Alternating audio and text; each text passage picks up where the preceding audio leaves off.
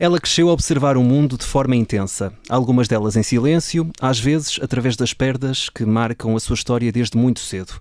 Viu a ausência transformar-se em força e a fragilidade tornar-se palco, construiu um caminho longe da facilidade, enfrentou ideias feitas sobre o que é ser uma mulher bonita, nunca quis ser só o que os outros viam e foi, ao longo dos anos, afirmando-se como alguém que faz da inquietação a sua matéria-prima. Hoje falamos de amor, de escolhas e da liberdade de não ter tudo controlado e de um novo desafio, narrar o novo Podcast Plus do Observador. Estamos com a Vitória Guerra, em 40 minutos. Bem-vinda aqui à Rádio Observador. Olá, seja muito bem-vinda, como estás? Olá, que bonito! Tentamos sempre fazer aqui uma reprodução fiel daquilo que o convidado também nos transmite. E muito bonito, obrigada. E eu queria começar, aliás, Vitória, por pegar aqui numa frase da nossa introdução. Construiu um caminho longe da facilidade e enfrentou ideias feitas sobre o que é ser uma mulher bonita. É um caminho para sempre que não está estagnado e do qual te orgulhas ter feito ao longo destes anos? Orgulho-me, sim, muito. E sim, eu acho que é um caminho que é para a vida, apesar de sentir hoje em dia, eu continuo a ter que provar muita coisa. Eu acho que nesta profissão especialmente, eu não diria que somos tão bons como o último trabalho que fizemos, mas todos os dias somos postos à prova. E nem que seja para nós próprios, é uma coisa que o artista tem naturalmente e nós atores temos isso, que é, estamos sempre a pôr-nos à prova. Mas já não sinto tanta pressão como sentia se calhar quando iniciei, porque comecei muito nova, porque efetivamente sim, a beleza, a imagem era uma coisa, era o foco naquela altura, e eu acho que fui aos poucos provando muita coisa. Essa pressão vinha mais do próprio meio artístico ou daquilo que circundava à volta daquilo que tu estavas? Eu acho que vinha de mim mesmo. Eu acho que é uma coisa, é uma realidade à qual não podemos fugir. Trabalhamos com a nossa imagem e estaria a mentir se dissesse que ela não é importante. E sim, comecei a trabalhar porque era uma miúda bonita, e toda essa imagem que se cria que faz parte, e eu tive essa sorte, portanto foi uma porta que se abriu, mas depois eu acho que fui eu que pus essa pressão. E é preciso provar depois. Todos nós temos que provar. Todo o caminho que foi feito até aqui foi provado depois com todos os projetos que se foram surgindo. Eu acho que sim, eu quero acreditar que sim, trabalhei muito para isso, mas todos nós temos que nos provar nesta área, em qualquer área. Temos que trabalhar muito. Vitória, já vamos desfiar muito as memórias do teu percurso, da tua infância, queremos muito também conhecer-te melhor em 40 minutos. Antes, temos de falar deste teu mais recente projeto, aqui em colaboração com o Observador, 1983, Portugal à queima-roupa, é o nome do novo Podcast Plus do Observador. Tu és a narradora, a banda sonora original dos Linda Martini, conta a história do ano em que 2 grupos terroristas internacionais atacaram o país, tudo no espaço de 3 meses. És a voz que nos conduz, que nos dá a conhecer esta história. É uma missão muito complicada. Quando começaste a ler o guião, quando começaste a ver toda esta história, ficaste surpreendida? Era algo que já conhecias? O que é que conhecias deste enredo e como é que recebeste esta ideia? Eu não conhecia nada. Eu até me senti um bocadinho mal por não conhecer, porque o primeiro ataque foi no Algarve. Sim. Efetivamente eu não era nascida, portanto... Tens essa desculpa. Tenho essa desculpa, mas é uma história tão complexa, tão louca, não é? Que eu pensei assim, como é que eu não conhecia esta história tão perto de mim? Mas eu recebi de braços abertos a notícia e o convite, porque nunca fiz nada do género e estava com muita curiosidade e com muita vontade de fazer. E o texto é magnífico.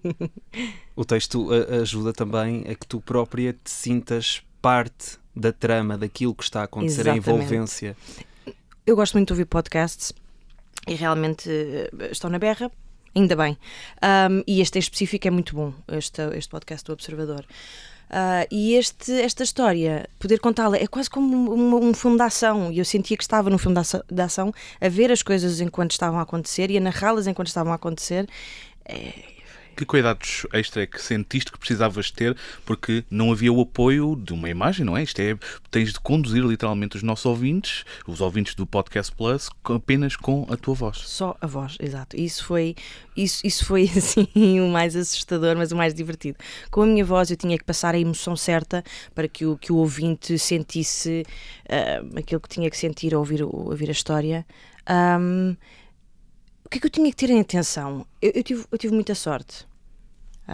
Tive uma equipa a trabalhar comigo fabulosa, o João e a Tânia, que são ótimos a dirigir, e nós divertimos muito. Muitos takes? Sim, isto não é rápido, mas há uma coisa muito engraçada, porque, por exemplo, nós começámos por gravar o primeiro episódio num dia, ou seja, cada dia gravávamos um episódio, e repetimos o primeiro. No final repetimos o primeiro. Porque no início estamos só a experimentar, a ver o que é que funciona, o que é que não funciona, onde é que a minha voz consegue ir, onde é que não consegue. Eles queriam que fosse... uma das coisas engraçadas que eles diziam era, não queriam que fosse muito bem dito e dizível, porque isto é uma coisa que os atores têm muito. Sim. E queriam que fosse assim uma coisa mais natural. Uma coisa mais contada, não é? Exatamente. E isso foi assim o mais difícil, mas depois quando consegui descontrair e fazer exatamente como eles imaginavam, eu acho que correu super bem. E como é que se foi faz divertido. esse exercício de te desprenderes dessa faceta de atriz? Porque tu, enquanto atriz, também contas uma história, mas estás no fundo a interpretar uma personagem. Aqui é um caminho ligeiramente diferente. É bastante diferente. O meu corpo, o meu olhar dizem muita coisa. Muitas vezes eu não tenho que dizer muita coisa com o texto e através da minha expressão, a minha emoção, eu consigo transmitir uma emoção ao espectador. Aqui não. O texto ajudou, está muito bem escrito.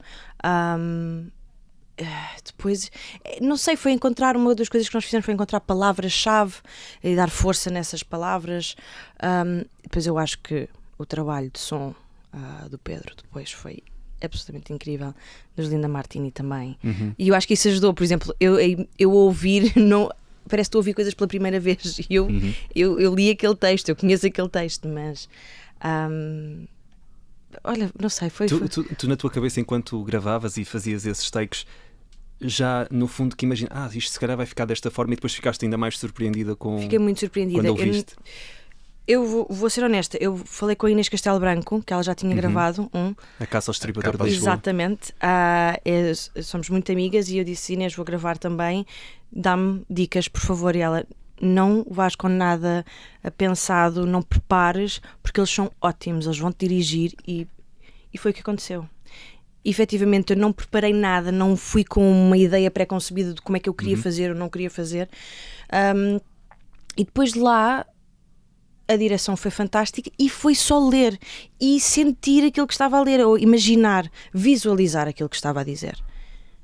Dar o crédito a quem merece. A sonoplastia foi do Pedro Oliveira, como dizias há pouco. O guião foi escrito pelo Vasco Maldonado Correia. Exatamente. Um belo trabalho por parte dos dois. E 1983, Portugal a Queima-Roupa, o novo podcast plus do Observador, banda sonora dos Linda Martini, banda sonora original, que a também narração, vão passar por aqui. que também vão passar aqui por Nos 40 minutos. A narração é da Vitória Guerra, já está disponível para os assinantes do Observador e todas as semanas sai um episódio, às terça-feira. Exatamente. Eu queria-te ainda perguntar aqui sobre a questão do podcast, tendo tu recebido este desafio, foi um sim imediato? Ou tiveste de pensar ali um bocadinho sobre esta decisão a tomar? Foi um sim imediato. Foi um sim imediato. Foi mas fácil. mas pelo desafio? Ou pelo desafio... Porque sim, tu já fizeste dobragens para filmes, por exemplo? Não, eu já fiz... Não fiz dobragens para filmes. Já fiz... Porque aqui podia ser, claro que não é igual, mas é um trabalho também só com voz. A única coisa... O que eu fiz foi, dobrei um jogo. Qual é que era? Não me recordo. Desculpa. Vamos pesquisar. Ok. Da PlayStation. E depois também fiz, ou seja, a primeira longa-metragem é stop motion, produzido pela Sardinha em Lata, Os Demónios do Meu Avô. Fiz a voz de uma das personagens. Mas aí também era muito diferente. Sim. São registros diferentes. Completamente diferentes, exatamente. Neste caso, eu acho que eu gostei de jornalismo e E eu acho que também havia assim um bichinho meu, apesar disto não ser jornalístico, havia todo um lado mais, não sei, mais formal, mais que eu achei que podia funcionar e que podia ser interessante trabalhar e experimentar. E o que é que tu gostavas mais no jornalismo? O que é que eu gostava mais? Eu acho que a parte eu sempre fui uma pessoa curiosa, portanto eu acho que toda a pesquisa... Mas mais texto, som, imagem? Não tinha, curiosamente, eu acabei por não seguir. Tive 2 anos de jornalismo, portanto não cheguei a perceber exatamente do jornalismo o que é que eu gostava. Eu gostava de tudo. Nós experimentávamos tudo, escrita, tanto jornal, revista, rádio, tínhamos mesmo lá um espaço de rádio, e também imagem, tudo. Eu gostava de experimentar tudo, sim. Olha, entretanto, eu estive aqui a ver. O nome Kara diz alguma coisa? Sim, exatamente, Boa, exatamente. Foi essa a tua personagem Pronto, na altura é no isso. Detroit Become Human, foste uma humanoide. Obrigada. Chegámos lá, conseguimos. Obrigada. Entretanto, vamos aqui seguir. Estamos aqui a falar do jornalismo, mas queremos ir ainda mais à tua infância no Algarve, em Loulé, com grandes praias, diga-se de passagem. Continua a ser um lugar muito especial na tua vida, acredito que sim, e com memórias que continuam assim muito presentes. Talvez a praia, não é? Seja a memória mais presente, mas família e esse lugar de conforto.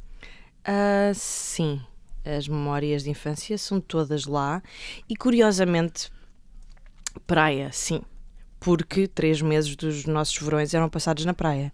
Não tínhamos aquela coisa, vamos passar uma semana ao Algarve e vamos fazer praia. Não, nós estávamos lá e passávamos 3 meses do verão na praia. E tenho as melhores memórias de infância no Algarve, sim. Eu sempre tive uma curiosidade, Zé, antes de passares à próxima. Como é que as pessoas do Algarve olham para aquelas pessoas que vão lá passar uma semana? Como é que as recebem, não é? Porque estão habituados na altura dos meses de verão isso acontecer, não é? Sim, é assim, o Algarve é uma zona turística e bastante abandonada e sazonal. E nesse sentido, a mim dá-me uma certa, não é pena, mas entristece-me ver uma zona tão esquecida e abandonada, não só pelas pessoas, mas também por políticos, por governos, e vista somente como uma zona de balnear. Como é que nós víamos as pessoas? Desde que fossem bem educadas, que não é o que acontece. Não é pedir muito. Não é pedir muito, mas muitas vezes não é o que acontece, mas desde que fossem bem educadas é sempre bem-vindo e grande parte do trabalho vive desta altura do ano. Como é que era a Vitória Guerra criança? Como é que eu era? Mais para o extrovertido, mais para o curioso? Esse riso leva-me a crer traquina. Não. Traquina, não. Eu era muito introvertida. Zero traquina, nunca subi uma árvore. Portanto, nunca parti uma perna. Não havia traquinice, não existia. Era bastante calma. Eu não quero dizer aborrecida, porque não vou tratar mal, não é? Reservada? Reservada. Boa, reservada. Porquê? Porquê? Não sei. Francamente, não sei. Talvez já pelo lado artístico e não saber como conseguir expressá-lo, vem daí? Ou ainda não? O lado artístico, ou seja, a representação permitiu-me expressar-me de outra maneira. E eu acho que, não vou dizer salvou-me a vida, que é um bocado foleiro, mas sim, foi das melhores coisas que me aconteceu na minha vida, sim. Não sei, olha, não faço mesmo a menor ideia, mas era assim. Não era uma pessoa muito extrovertida e era mais calminha. Mais calminha, sim. A tua infância fica marcada por perdas importantes. Tu sentiste em alguma altura do teu desenvolvimento que tiveste de crescer mais depressa do que os outros? Não, isso não. Isso não. Quando falas em perdas, de perda do meu pai, Exatamente. por exemplo, eu já trabalhava, nessa altura, já vivia em Lisboa. Foi na altura dos morangos com açúcar ou depois? Foi depois. Eu vim para Lisboa com 17 e o meu pai faleceu, eu tinha 25. Os meus irmãos eram muito mais novos, eles sim tiveram que crescer. Eu acho que no meu caso, mais do que crescer, eu perdi um certo refúgio que tinha e um certo conforto. Existe uma coisa quando estamos a crescer, eu pelo menos tinha isso, apesar de viver em Lisboa, os meus pais no Algarve, eu não tinha medo de experimentar, de fazer, porque eu sabia que se corresse tudo mal, isto claro com peso e medida, não era completamente louca a varrida, mas eu sabia que se corresse alguma coisa mal, tinha os meus pais, tinha aquele refúgio, se sentisse que precisava de colo, tinha. Perder isso foi um bocadinho assustador e mais do que obrigar-me a crescer, porque já era crescido, eu acho. Perdi assim Tiveste que ser o apoio para os teus irmãos? Eu tive que ser apoio para os meus irmãos, sim. Tivemos todos, atenção, fomos todos. A minha irmã tinha 16 na altura e acho que ela foi mais apoio para mim do que eu para ela na altura. E o luto também é assim mesmo, é diferentes fases e se calhar numa fase é um que apoia mais, depois sim, sim. manifesta-se de diferentes formas. Sim. Eu queria também perguntar, aos 25 anos, que foi quando perdeste o teu pai, como é que foi perder esse colo? Porque falavas aqui da questão do colo, ainda que com 25 anos já não eras uma criança, mas é sempre um pai. E é sempre aqui uma questão, e depois a questão do luto também é diferente de pessoa para pessoa. O luto é uma coisa muito curiosa, porque é uma coisa para a vida. É mesmo para a vida. Eu não consigo dizer fiz X meses ou X anos de luto. O luto é para o resto da vida, a saudade é para o resto da vida. E é isso, vamos passando por várias fases. Por exemplo, eu sinto que hoje em dia tenho mais saudades do meu pai e da minha família do que naquela altura. É bizarro, coisas que acontecem na vida e que queres partilhar e a pessoa não está lá presente. Mas voltando à tua pergunta, que era, desculpa. A questão do colo, perder. A questão do colo, perder. É duro, é muito duro. Sim, é muito duro. E eu era muito próxima do meu pai, mesmo muito próxima dos meus pais. E ele era uma figura muito importante na minha vida. Mas havia, se calhar vais compreender aquilo que eu vou dizer, muitas vezes os filhos não identificam-se, mas veem no pai ou numa mãe uma maior proximidade. Ou seja, um filho se calhar mais com uma mãe, isto pode mudar, ou uma filha com um pai, e se calhar era isso que sentias. Dizem isso, não acho que seja o caso. Tenho tanta proximidade com a minha mãe como tinha com o meu pai, mas era diferente. Ou seja, por exemplo, o meu pai, no caso do meu pai, ele era muito, torcia muito por mim. Eu falava muito com ele, era um homem muito inteligente, com uma cabeça fora de série e então era uma pessoa com quem eu intelectualmente conversava muito e que me ensinava muita coisa e seguia muito o meu trabalho e dava muitas dicas. E nesse sentido também houve assim uma perda numa altura se calhar muito importante na minha vida, porque estava a trabalhar muito na altura e pronto. Mas ele está a apoiar-te, de certeza. Com certeza, não, e sim. acredito muito nisso e acredito que tu também. Fechámos a primeira parte a falar um pouco do teu pai. Na segunda parte queremos falar e conhecer também um pouco da tua mãe, que pela força da natureza que é e por tudo o que teve de suportar e continuar forte. A minha pergunta é muito simples. É a tua grande inspiração? É, sem dúvida alguma, e cada vez mais. Sim. Porquê? Por tudo. As mães têm um significado enorme para toda a gente, obviamente. Mas a minha mãe, em específico, é uma mulher muito incrível. Por tudo o que ela suportou, sim, e pela força da natureza que é, mas pela educação que me deu e pelo amor que me deu, pela liberdade que me deu.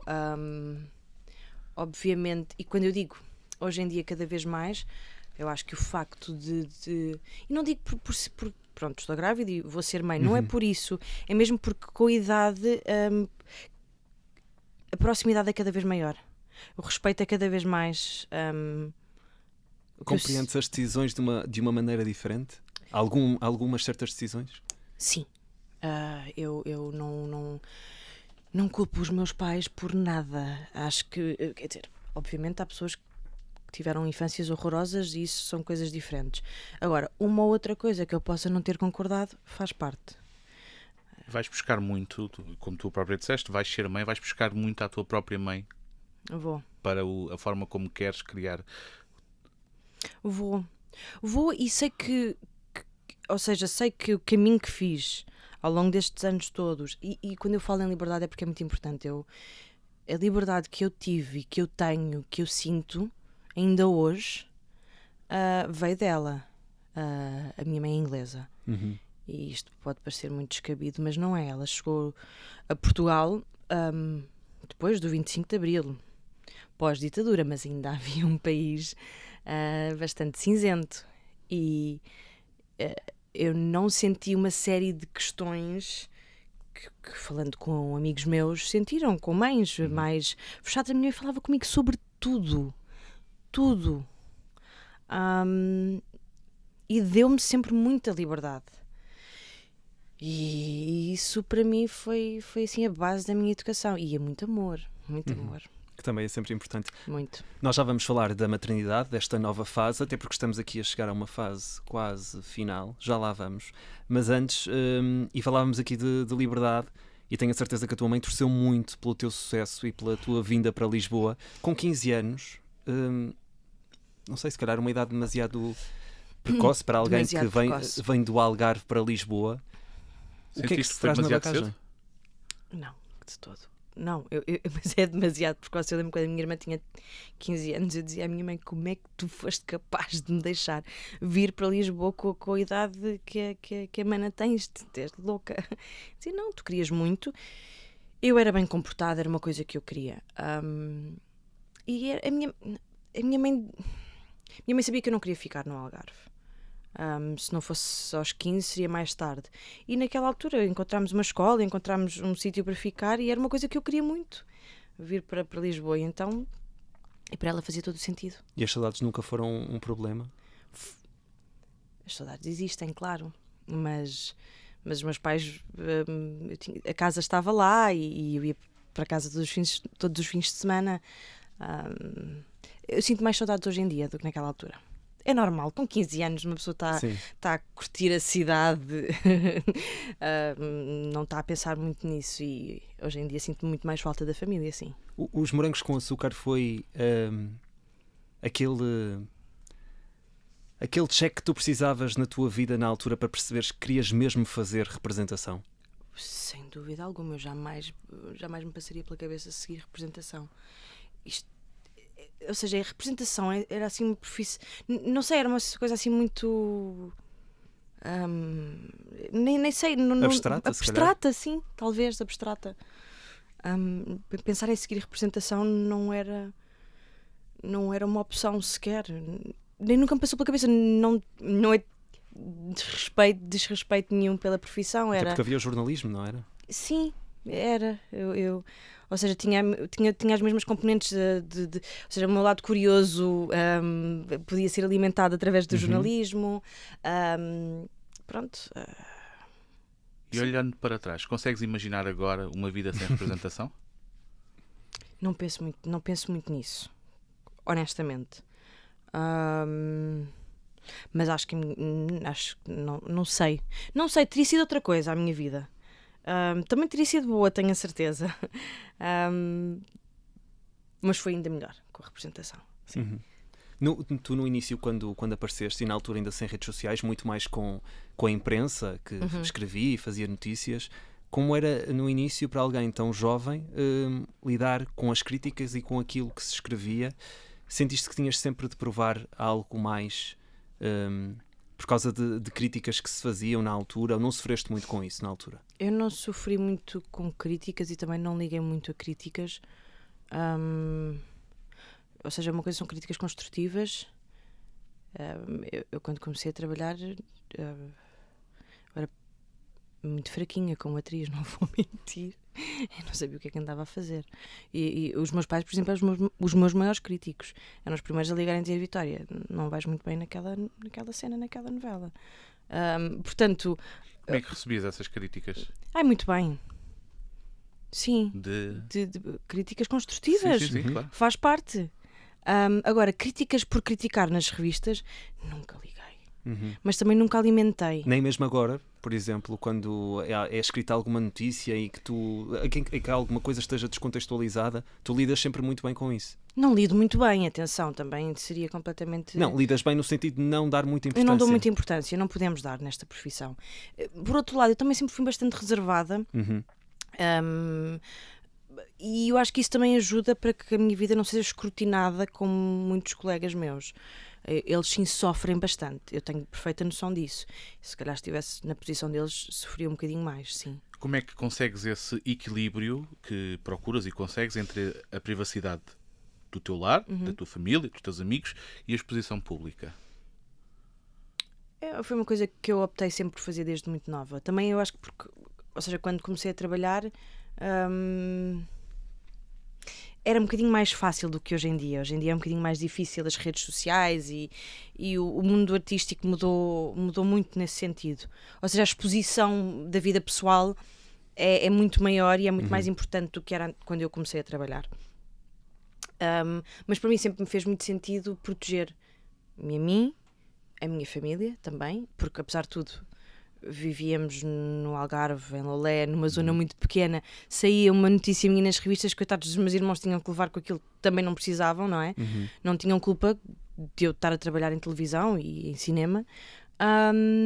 Portanto, foi uma coisa que eu fui trabalhando aos poucos. É essa a mensagem que também gostavas de deixar aos mais jovens? Não sei, porque não acho que seja uma mensagem, eu acho que é um estilo de vida e é uma forma de ver a vida. Cada pessoa, não acho que o contrário seja absolutamente errado. Eu tenho pessoas próximas de mim na área que expõem muito da sua vida e fazem-no de uma forma que eu respeito imenso também. As coisas hoje em dia são muito diferentes de antigamente. As redes sociais funcionam de uma forma muito diferente. Eu respeito muito as redes sociais e a forma como as pessoas os trabalham. Agora, isso depende de cada pessoa. Eu acho que, no meu caso, fazia todo o sentido não expor-me tanto. Se no caso outra pessoa faz sentido expor, quem sou eu para dizer que isso está errado? Mas temos assistido à questão dos jovens, uma certa dependência, vamos Isso dizer é outra assim, questão. da questão das redes sociais. Isso é outra questão. Sim, desculpa. Ia-te perguntar isto porque tu vais ser mãe, muito em breve, e isto vai ser uma questão. E se calhar na altura em que isto for uma questão, já vai ter proporções completamente diferentes. Olha, posso-te dizer, desde já, que é o meu, não vou dizer único medo, único receio na maternidade, mas eu tive bons exemplos, tenho bons exemplos. Já falámos da minha mãe, já falámos do meu pai, já falámos da minha infância. Tenho ótimos exemplos. Não tenho exemplos deste universo da inteligência artificial, porque não existia. Eu tive o meu primeiro telefone, já nem lembro quando, e era preto e branco, e era com teclas, enfim. Já nem te lembras da marca? Lembro-me. Boa. Não vamos dizer. Não, mas lembro. Era só para criar essa imagem mental na tua cabeça. Não, lembro-me. Fizeste-me sentir velha. Obrigada. Não, mas é cómico, é engraçado, porque o mundo mudou muito e o meu maior receio na maternidade é precisamente esse. Mas eu, quando falávamos há pouco, eu falava na questão das redes sociais em relação a atores, personalidade, ou seja, figuras públicas. A quem está no meio, sim. Aí eu acho que as pessoas têm que ter alguma noção e fazer o que se sentem confortáveis. Crianças é outra coisa. É outra questão. Outra questão. Acho que estamos a passar por uma fase muito, muito, muito assustadora porque vemos jovens deprimidos, vemos crianças tristes, preocupadas com uma imagem que na minha altura não tinha nada disso. Não havia essas preocupações, nós brincávamos na rua. Me parece assim tudo muito idílico. As coisas estão melhores hoje do que estavam. Eu quero acreditar nisso. E uma das coisas que a maternidade também, a gravidez me trouxe foi uma certa esperança no futuro e nas futuras gerações. Era bastante mais fatalista antes de engravidar. Eu não posso ser, não posso. E porque sabes que também vais poder ter um papel importante na formação de alguém e tentar encaminhá-la, pelo menos nesse sentido. Falo muito sobre isso com o meu companheiro, falamos muito sobre isso. quando vemos uma notícia, porque é uma questão que está muito em voga neste momento, graças a Deus, apesar de em Portugal eu achar que ainda é um bocadinho assim, ainda não se... Falamos disso, mas ainda estamos muito perdidos, não sabemos, mas falo muito com amigas também que têm filhos já adolescentes e que não sabem o que fazer. E é uma questão que bastante preocupante, sim. E eu acho que vai ter que passar por uma legislação, por leis e do governo, porque senão sozinhos nós não conseguimos fazer tudo. A questão da gravidez está aqui muito próxima. Vitória Guerra está prestes a ser mãe. Tu também disseste há cerca de um ano que não era um plano. Entretanto, a vida mudou. Sim. Como é que se está a materializar, no fundo, este projeto de vida, que acho que se pode chamar assim, e se já estão muitas coisas a mudar? Acredito que sim, porque estamos aqui a chegar a uma fase final, não é? Está tudo a mudar. Em que sentido? Espiritual. Mas sim, esse lado mais esperançoso e um lado mais positivo da minha parte no mundo que olhamos à nossa volta e que está, não quero dizer a ruir, mas bastante assustador.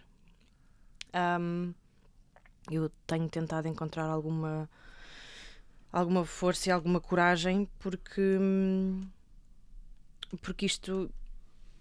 tem que ser, não é?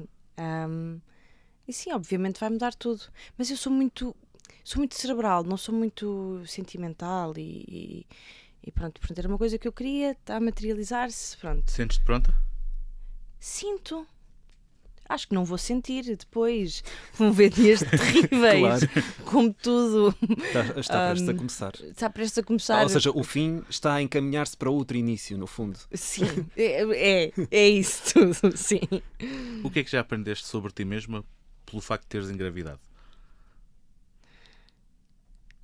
Que isto não é que eu sou capaz, que eu fui capaz e que o corpo da mulher é uma coisa incrível. Eu vou parecer bastante estúpida para dizer isto, mas todos os clichês, todos fazem sentido e passei por todos. De uma força da natureza é uma coisa que não tem explicação. O que o corpo, a transformação do corpo, o facto de eu conseguir carregar uma criança assim, é uma loucura. E isso foi das coisas que mais me impressionou. E já sabes que tipo de mãe é que queres ser? Já tivemos aqui pequenos apontamentos. Sim, sei.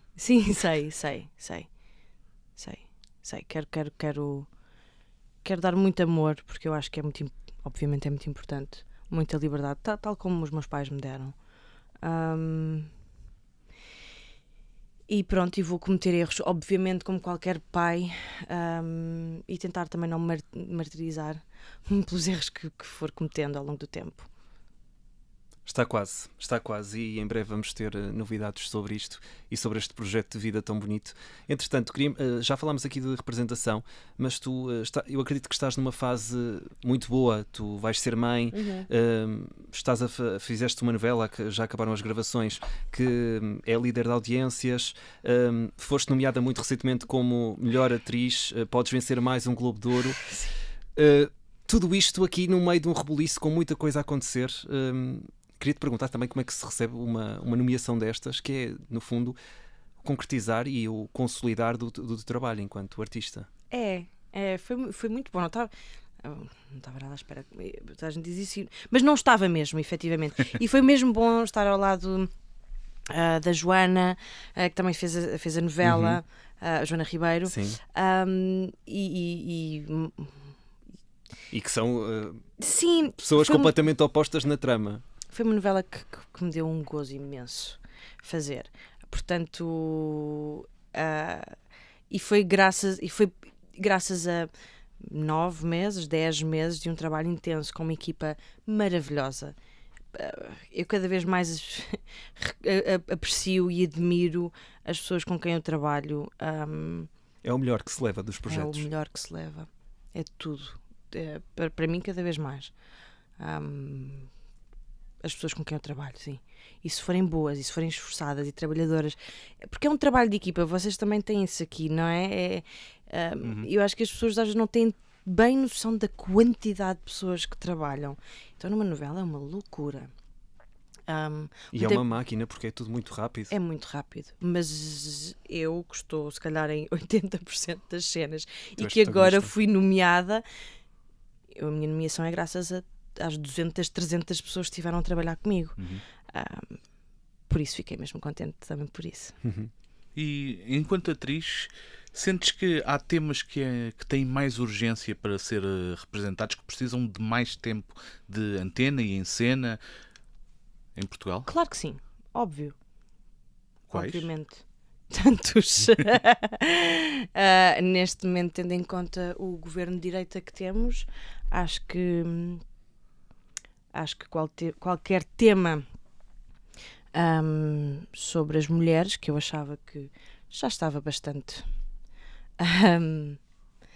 nós temos sempre que lutar, vamos ter sempre que lutar, infelizmente, mas achava que estávamos num bom caminho e que havia temas que não teríamos que discutir outra vez. Eu acho que vários temas em relação à mulher, em relação à maternidade. Sim, estou grávida, portanto estou muito mais atenta a isso, claro, mas sempre tive e os últimos verões têm sido muito dramáticos no que diz respeito ao SNS. E as urgências? E as urgências. Não, as urgências. É notícia todos os fins de semana. Todos os fins de semana. Aliás, todos os dias às vezes. Sim, também. sim. Eu, por de exemplo, partes que acontecem em ambulâncias. Sim, eu vou para o Algarve para a semana e já estou com algumas semanas e estou a ver os hospitais abertos, mas eu vou de férias, eu não vivo lá. Te imagina viver lá. Viver em qualquer sítio que não seja o centro de Lisboa, neste momento. Isso, ou seja, eu podia fazer uma lista de temas, mas eu acho que não esquecer qualquer tema social. Sim, há vários temas que têm que ser. Colocando as mulheres estão no topo dessa lista de prioridades. Sim. A lista de prioridades pode ir mudando ao longo da vida. Neste momento é o tema que também sentes mais, se calhar, a necessidade de o fazer e de falar, porque é uma situação mais presente. Não. Eu vou pôr as mulheres neste momento, como vou colocar os fogos, como posso colocar os direitos LGBT, como posso colocar, sei lá, há tanta coisa, o racismo, a xenofobia que está a acontecer cada vez mais em Portugal, que é uma coisa inarrável e pronto. Há muitos temas que merecem a nossa atenção. Infelizmente há demasiados temas.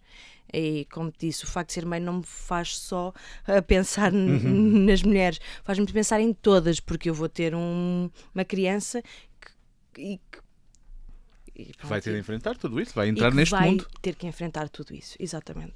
Vitória Guerra, vamos fechar este em 40 minutos. Falávamos aqui de coisas que nos inquietam. Agora vou-te pedir só uma. O que é que te inquieta? O que é que me inquieta? Acredito que neste momento seja um pouco a gravidez. Não, Nota-se não. algum desconforto aqui também já por esta fase final da gravidez, ou não? Já estou cansada. Está muito calor. É verdade. É só isso. E agradecemos-te mesmo assim, apesar de... Não, eu fico... Está ar-condicionado, está tudo bem. E estamos a ter uma conversa boa. Sim. Portanto, eu que agradeço o convite. O que me inquieta mais do que a maternidade é todas as questões, ou seja, educar um ser humano. Eu quero educar um ser humano bom, porque acho que estamos a caminhar para... Eu acho que o ser humano está cada vez mais egoísta, cada vez mais isola-se muito, e eu tenho noção que a inteligência artificial, telemóveis, tudo isto não ajuda. Às vezes também dou por mim a fazer, como é que se diz, scroll durante uma hora e com o meu namorado sentado no sofá e fazemos os dois a mesma coisa e não comunicamos.